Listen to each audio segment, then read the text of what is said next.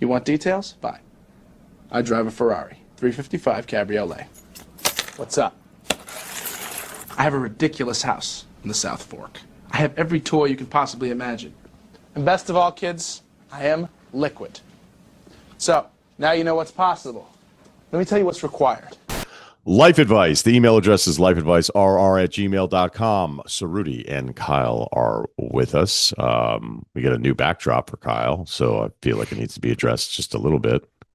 What are we talking about here? I did the wood paneling for you. I'm just kind of, a man on a mission, just wandering the earth looking for the right place to do this. And I might be in a different spot on Monday. That's a different wood paneling spot, though, right? Yeah, I think different parts of the same room has been updated at different times, and we've just kind of, I'm in a wood burning stove kind of house right now. The furnace is a backup, so that's been fun, making sure we keep that going. Forgot to open the flue yesterday. Got motherfucked a little bit, but I'm just learning how to be back here. This is a dumb question, but like, what you gotta like feed that thing with coal and fire? And with wood? No, with wood, and bring it in from outside and stage it, and then you gotta make sure you open the flue just enough, otherwise the smoke will fill the house in like 2 seconds, and then I start hearing footsteps, and I'm like, fuck, I just want to crawl into a hole and die. Didn't mean to do that, but it's okay. Welcome back to the Northeast, Yeah. I'm figuring it out. I wouldn't trade it for anything, guys. I always thought Cord would be a good name for a boy. It's a great name. Cord Jefferson. Yeah, you go. That's an Oscar winner. Yeah. Yeah. I feel like if your name's Cord, you have to be like kind of famous, though. I liked his movie too. I wasn't just acknowledging Cord winning. I watched that on a flight, and I was like, you know what? Good job. Yeah, I think you're right, Ceruti. I don't know if it's fame, but I just don't know that you can be from like Westport and be named Cord. Although actually Westport. Wow, I was going to say that definitely. Yeah. I think, but you understand. You understand what I'm saying? Like maybe an Upper East Side kid, which good luck reining that in. But I Cord feels like a better fit in Montana. Yeah, totally. Like if I met a kid from Montana named Cord, I'd be like, damn it, you're probably awesome. Okay. What's your middle name? I don't even want to know. It's probably way better than that. He doesn't even have one. Because Cord is so strong, didn't need it. Doesn't even have a last name. Yeah, it's just Cord. Just a million follow-ups on marathoning. Damn, I knew it. Yeah, runners man. I guess if it's ever getting slow, we know how to drum up a response. Anyone can literally say anything. On Monday, we're going to do Pete Rose. Should he be in the Hall of Fame now? Marathon girlfriend, why can't she run faster? I thought the guy was just being a dick when he sent this in, but he was actually sort of earnest about the whole thing. If the girlfriend has already run multiple marathons and he never has, chances are she's got a big advantage on him from the start. Why does she have to take 5 hours? If they train together and his goal is to do better than that, she should have no problem keeping up. Yeah, I don't know. It feels like there's maybe a little murky chapter we could open here if we really want. I'm not going to dip my toes I'm into not those say waters. anything about it. Yeah. Yeah, is he trying to be a dick with that? Like, why can't she run faster if she's the one that's training the whole time? Like, some people have different limitations of whatever. Like, you can't just sit there and say, hey, you should lift more because you've been lifting longer. That doesn't really work out. Let's see. Some people thought we missed the mark on this. Oh, yeah, here we go. Usually you guys give out sound advice, but in the case of the girlfriend wanting the guy to run a marathon at her pace, you guys really flush the mouse. You ever heard that one before? Nope. I like it. You can start using that. See if you can use that this week. Get back to us. I'm going to my buddy's son's freshman football game today. Maybe I'll see if I could like work that in the stands. There'll probably be no one there, but what do you got? This is going to be a foreign thing. It's got to be overseas. Flush the mouse is to take a rash action viewed in hindsight is stupid. Tony really flushed the mouse when he picked Kentucky to win the NCAA tournament. This is from Urban Dictionary. It's probably from some like fable or something, right? I mean, it's probably actually not. It'd be a weird storybook, I guess, if there's a mouse getting flushed. But yeah, but who knows, man? Fables, those things go hard. Yeah, those Grimm the Brothers Grimm. It's a lot worse than you think than the movies you've seen. Anyway, Um, she invited him because she wanted to do a couple thing, yet he wants to turn it into an egotistical thing, and you are all behind it. If he wants to go all out, just run another one with her. It's easy. There are marathons all over the fucking place. Damn, Ryan. There are. That's true. No wonder you're still single. It's definitely not a shortage of marathons. I'll say that. I guess to this flush the mouse guy, I would say like this isn't apple picking. It's not like you just suffer through it. It's 5 hours of this, and if he wants to do it his way, I think that's okay to try to find a way. It's not you're not suffering through a bad rom com that you're just like you want to get points for doing something nice. This is like a big deal, kind of. I think. Yeah, I mean, this is like a months of commitment. You're gonna have to train to get to a certain level, and you might as well try to get to your peak level. We're not adding crate and barrel to the Sunday rundown Yeah. here. This is Yeah. this is a whole day.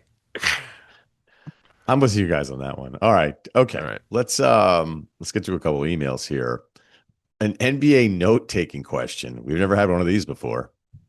Jerry Lundegaard. My wife wants to know about the legal pads. 58168. Player comp Ray Allen in Miami during Rec League 06 Paul Pierce in pickup. Oh, okay. So you understand your role in organized basketball, but in pickup, you're just game. Got it. Ryan, love the show. I've always admired how detailed your NBA breakdowns are, especially when it sounds like you've caught every nuance of the game. I'm trying to get better at taking notes while I watch, but I'm curious how you actually structure yours. Do you use multiple legal pads for different aspects like team flow, player notes, random thoughts? And on a related note, my wife wants to know where you keep all those old pads because my desk is starting to look like an evidence board. My first question to you is, why are you taking notes?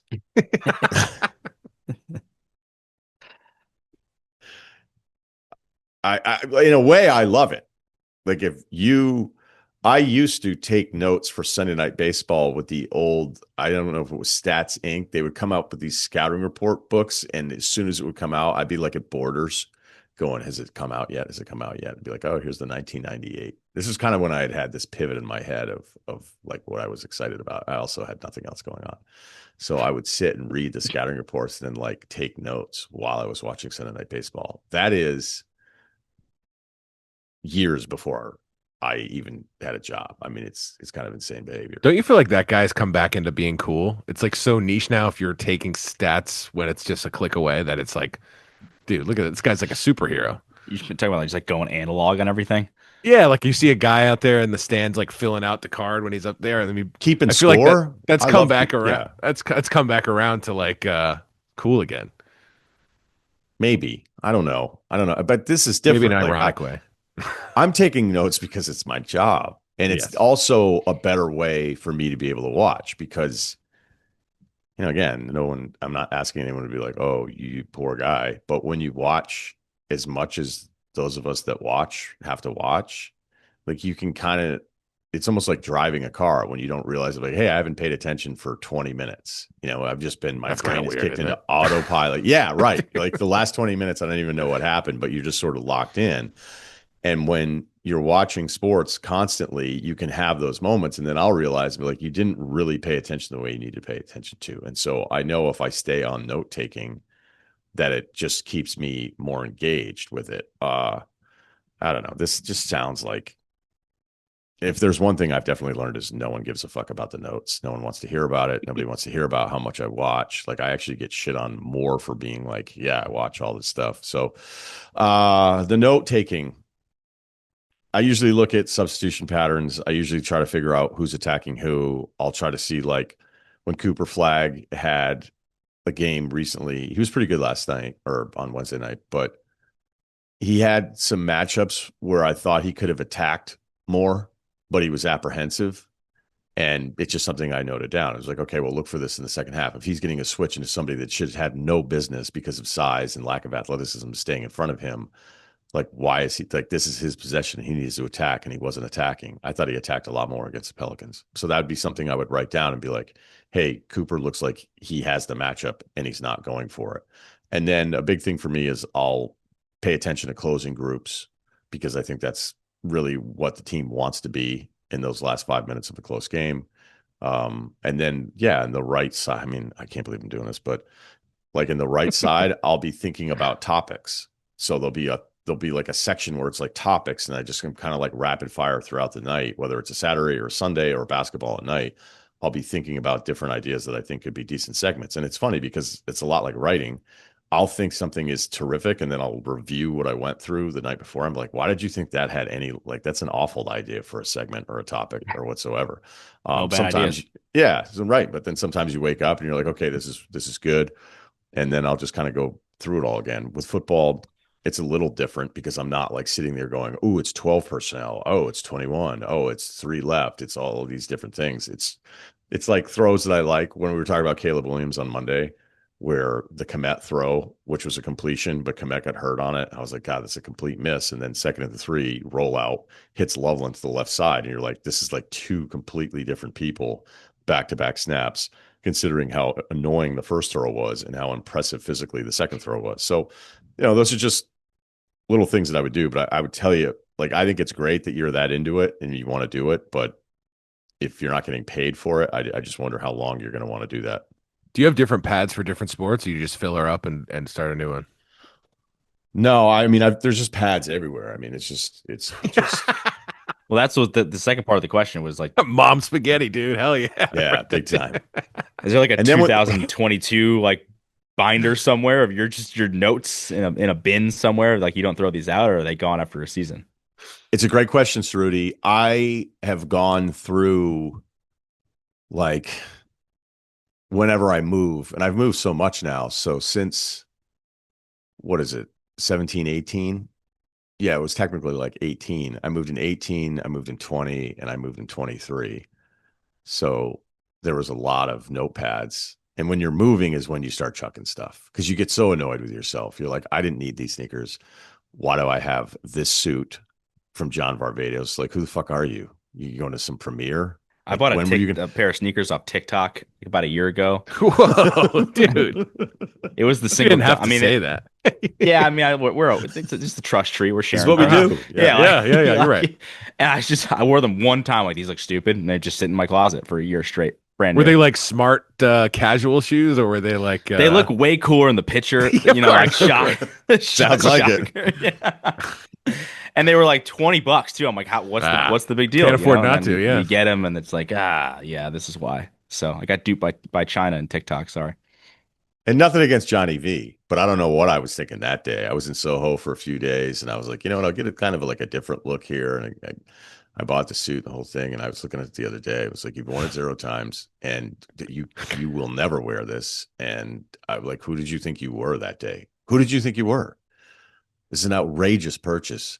And so think of that, but they're notepads, and they're just every now and then there'll be a note that I'm desperately trying to find, like this book that I've been writing, but I haven't really liked it. I didn't think it was good enough, so the whole project is stalled. And I had this perfect description of how I was trying to like relay this point, and I think I had to search through like 40 notepads, page by page by page, because I wrote this whole thing down that it popped in my head, and I like this whole pair, and I was like, I have to find it, I have to find it. It's like the Seinfeld thing, although he's more successful. I just was like, I can't find it. And then when I found it, man, holy shit. I think I might have gone out that night. I was so excited just to celebrate. Like, what do you got going on? New job? Be like, no, I found this paragraph that really put this point together in succinct fashion. Couldn't say that word right there. Really puts the iPad guys ahead of the game when you can just keyword search for something like that. Yeah, I guess I could do it. That there's probably no. It's you've been doing it. Yeah, you've been doing it this way for too long. I'm a pen and paper guy too. But there was like a general Russillo database that I wanted to keep going through Word documents where there was these things that I was always coming back to, whether it was like the quarterback bust rate thing that people have only heard that segment 700 times from me. There was a time when I used to get really mad at Cowherd for calling Aaron Rodgers essentially a loser because he'd had all those 1-score losses. And then I decided just one day I was so annoyed by Cowherd's segment that I went through this was like the first 17 1-score losses and how bad his record was. And I went through the 17 games and how many times he actually got you the go-ahead touchdown, and then the defense let you down, or the other team kicked the game-winning field goal and he never got the ball back. Like, it was so clear that it wasn't on Aaron Rodgers, but it looked really bad. So I always felt like there was these these talking points that anyone on the air should have memorized. So I used to have this like database that I would go back to and be like, nope, that's wrong because of this or this, or like the Favre. I'm talking Packers QBs here. But whenever I would say, hey, look, Favre was super annoying at the end, and he would say he was going to retire, and then the Packers were just over it. And then the line that I was told is that the Packers wanted their franchise back. And that's why the Favre exit was pretty understandably like narcissistic, because he's like, I'm fucking Brett Favre. But it had gone on for years and years and years. And then it was just sort of funny how people argued that years later. Like they just didn't remember the timeline of all these things. So I would keep these quotes and like I'd have it at the ready whenever we were doing. And I don't know. I think once I got locked out of ESPN's thing, like the Russillo database no longer exists. So I've talked about updating that. Maybe I've you talked could about it with legacy myself. box this shit. Yeah. Yeah, that would do. That Would would you be legacy quite the box book. it? Just send it all away and just get Imagine it digitized and just A publisher going like, do you think that would, think we could move any units of that? The Russillo book. Segment structures. It's not even structured. It would just be like, hey, I keep coming back to these things time and time again. So let's just all have them like in a centralized database so I can pull it up whenever I need to. And you also start realizing too, when you talk for a living and do this, it's like, hey, why don't you just make a point and then hammer it and then don't worry about it. Ceruti's bored by this already. So let's take a quick break. It's official. The Big Shack is out now. I tried one a few days ago and it lives up to the name. It's a serious burger. 2 Angus beef patties, 3 buns, new secret sauce. It's stacked, balanced, and built the right way. You get everything you expect from Shake Shack. Fresh ingredients, that toasted potato bun, and sauce that pulls the whole thing together. For $9.99, it's kind of wild how much burger you're getting, especially one that doesn't taste like typical fast food. It's big, it's fresh, and it's legit one of their best burgers ever. It is the best burger in the business. I felt that way before we were doing anything with Shake Shack. I look at it as something I get to reward myself with. That's kind of how I look at it. Remember Peggy and Mad Men when she talked about breaking the popsicle in half and she was like, it's a ritual. That's what Shake Shack is for me. It's a ritual. I walk in that place like a cowboy, a desperado, looking to settle a score. And I'm looking to settle a score with hunger. That's how I think about Shake Shack. And that's what it means to me. If you've been waiting to see what all the hype's about, today's the day. Go to Shake Shack and order the Big Shack. Sounds familiar? Made different. These are quicker, so why don't we bang these out? I love this one. All right, movie theater etiquette. Did I go too far? Good day, sirs. 31, 61. you got to 210. ask. Maybe you did. That's all I'll say. Bench 225. Basketball comp is a kind and passive Draymond Green. What is That's that? funny. I don't know, but it's funny. Utility player, I guess. Yeah, who's a good teammate. ESPN.com earlier this week, it was like first story was an NFL trade deadline thing, like Sauce Gardner, Quinn Williams. Second story was Draymond Green calls Dak a bum. Was the second thing. Anyway, here's the More deal. ESPN than that. Yeah. Over the last couple of years, I've developed the habit of going to the movies once a month, often on my own. I told my buddy Nice. that. He says it's weird. Nope. No, it isn't. It's the least weird thing you could do, dude. Keep doing you. Yeah.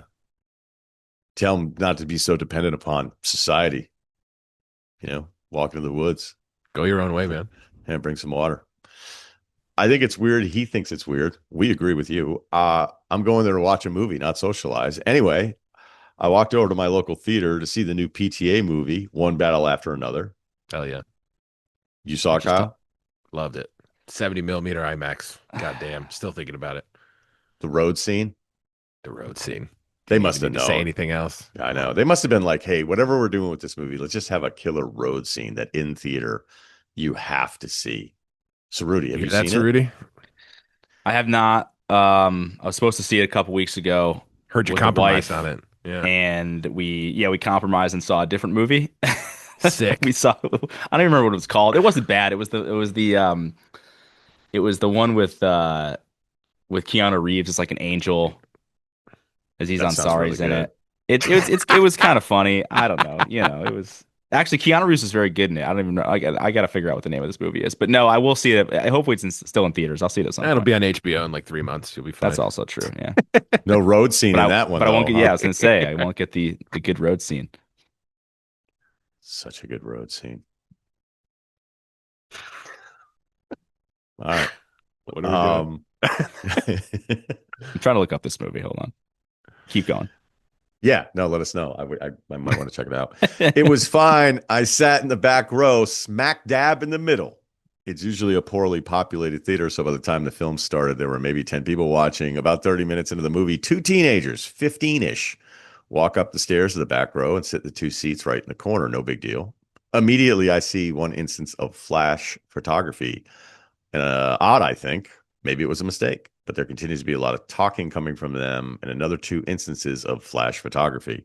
At this point, I'm looking over at them. They're huddled over their phones, laughing and talking, oblivious to the world. Obviously, that movie Etiquette is atrocious, but here's where I'd like some judgment. After enduring 15 minutes of this, I weighed in on calling out to them or getting a staff member or loudly shushing. But I thought it'd be funny if I just moseyed over to them and plopped down right beside them. So that's what I did. Hell yeah. Didn't say anything when I got there, just looked them both in the eyes and sat down beside them. Sat there for a good 10 minutes watching the movie. Eventually, I looked at them both and said, just keep it down, eh? Canadian. That's his call. Then walked back over to my seat. They left the theater a few minutes later.